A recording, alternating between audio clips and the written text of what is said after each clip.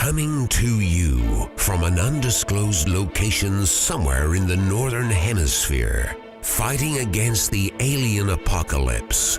This is Truth Perception.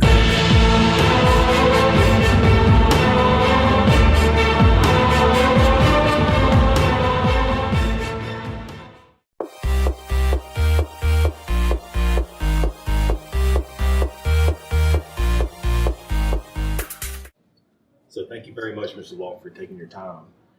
So most people are familiar with your story. What year was it again? This happened in 1975. I've had 40 plus years to think about things and kind of change my perspective on what happened. So from over the years, what all has changed? What have you had any more context, or are you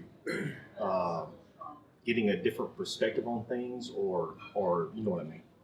Well, after this much time, there's been quite a bit,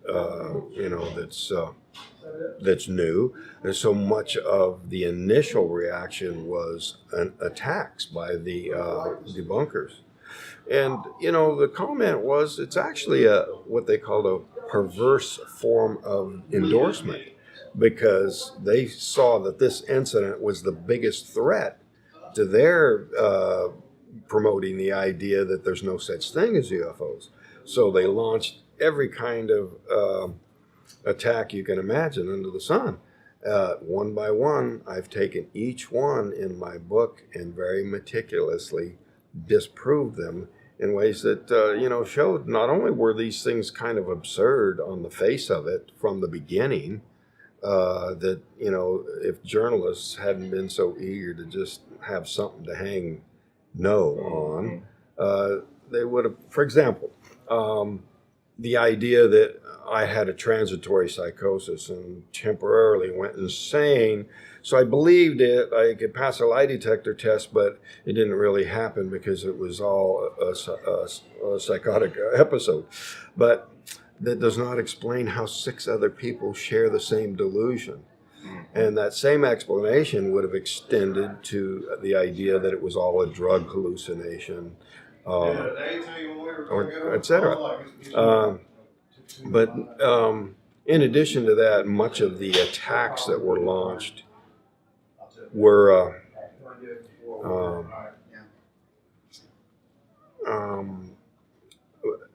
dishonest. Yeah. They would actually fabricate, where I can actually show what was said and show how the quotation was altered to deceive readers that something was said that wasn't said at all. And it must have been tough then and even now, because I know you were a country boy and still a country boy, and same with me. And it's hard to even talk to people that I grew up with.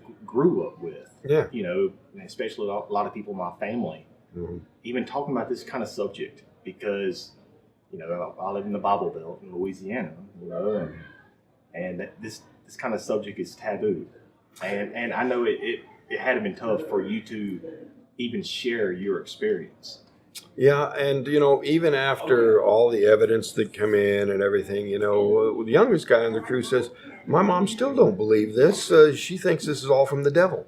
That if you really saw it, then they're demons, because they'd rather believe it's something biblical like the demons than just something nuts and bolts science like, hey, this is a big universe, and it's not far-fetched to think that there's life out there, and they've been around for millions of years longer than us, that they could come here. Yeah. So after these years of having the ability to contemplate, research the subject, and just look into it further, do you think that it was extraterrestrial in origin or possibly government related? Well, I've speculated from the beginning that, the government could, if they intended, as some kind of a mind control experiment, rig something up like that. They've got billions, trillions of dollars in black budget, but, why would they want to do that? And there's so many things that point to something extraterrestrial that kind of That would require science that's beyond anything we are known to have. Yeah. Um, The reason why I bring that up is because uh, your the story your story goes back to the 70s, and back then I know mind control was MK Ultra and other programs were big within the government, and people speculate that the government abducts people all the time. That's why missing persons happen all the time. But how do they have the technology to implant the extraterrestrial images or whatever into the subconscious or the mind? I have no idea. But so you think that it's possible that it could have been government, or Absolutely. I really do think that the government is capable of such a thing. They've invested billions, trillions of dollars in this kinds of things, to the ability to implant ideas or alter people's behavior from a distance. And I think they've been pretty successful in what they are able to achieve. I know the X-Files. I believe I'm going to say it right, or paraphrase it right. One of the underlying messages in the X-Files was that the rogue, I guess you call it the Majestic 12, or the rogue group within the government, were helping the extraterrestrials with these abduction programs. And so it's possible that maybe they were, in whoever it was, could have been helping the extraterrestrials, or it could have just been extraterrestrial in origin. But I want to move forward. So how many people compared to then believe your story? Are you getting more of an audience now compared to then? The response is far more positive. It's worldwide. I'm getting support, interested comments from every corner of the planet, increasingly all the time. And, even locally, support has really increased. And, the idea that this could be some sort of a government program, or they could be involved with aliens in some way, to me doesn't necessarily mean it's nefarious just because it's secret. I think it's possible the government could be doing some things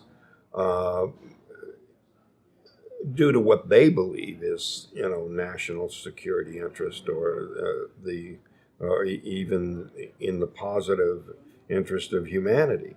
We don't know the nature of it. The fact that it's secret doesn't necessarily mean that they mean us ill will. So I think the jury's out on that. But at the same time, there's a principle in scientific thinking and philosophy called Occam's razor. And, you don't have to multiply hypotheses unnecessarily, is basically what it boils down to. And what that would mean is that why do you need to postulate the falsification of this by the government when it can happen naturally just all by itself?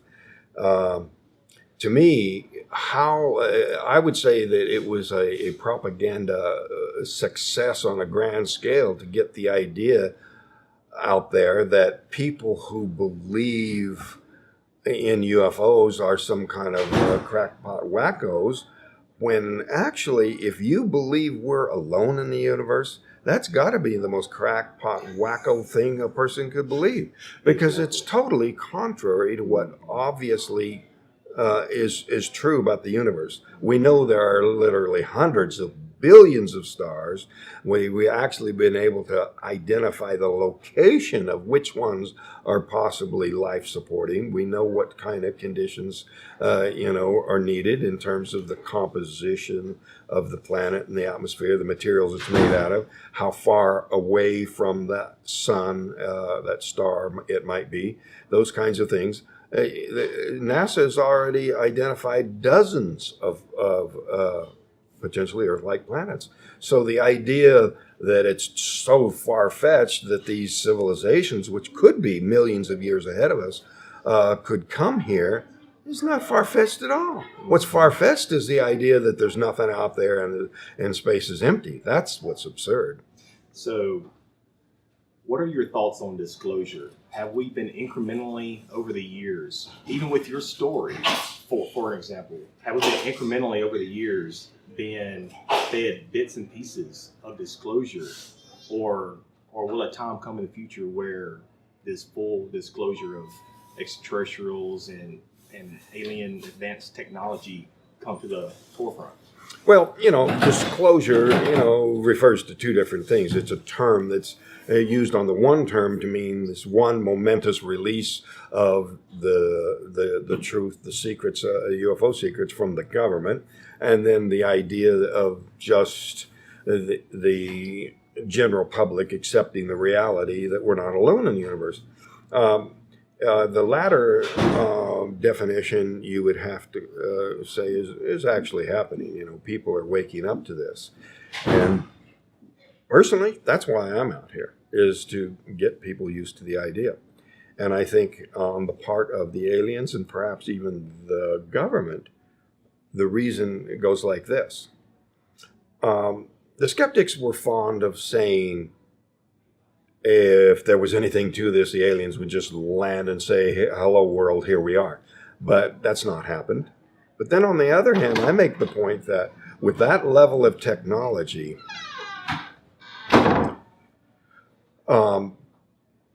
they could do everything they're doing here and remain completely undetected. There would be no ufology. There'd be no sightings. It's not like, oh, the aliens are stupid. Oops. Oh, boy, slipped up again. The humans spotted us. Or they could look at us like an ant pile. Yeah, we don't really mind. We'll just zip around, and it doesn't matter how excited they get. And if we accidentally step on them, oh well. Yeah. We just put a little bit of poison on them. That kind of thing. But that's not happening. So clearly, there is in my view, an incremental amount of display exposure that the aliens themselves are allowing a glimpse. I came up with a saying that I put on a T-shirt at my conference. For those who refuse to believe, no amount of evidence is ever enough. For those who have experienced it, no more proof is necessary.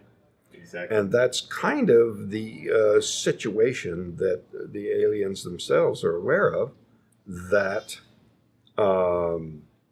they can tolerate a certain amount of contact, permit a certain amount of exposure, and it has a sort of a nudging, a trickle-up effect on the population at large, but not so overt that it's going to cause a panic and the kind of total worldwide chaos that would ensue if they did make open contact tomorrow. So, I guess for the final question, Mr. Walton, what needs to happen for humanity to awaken just to this subject and many other subjects in the alternative side?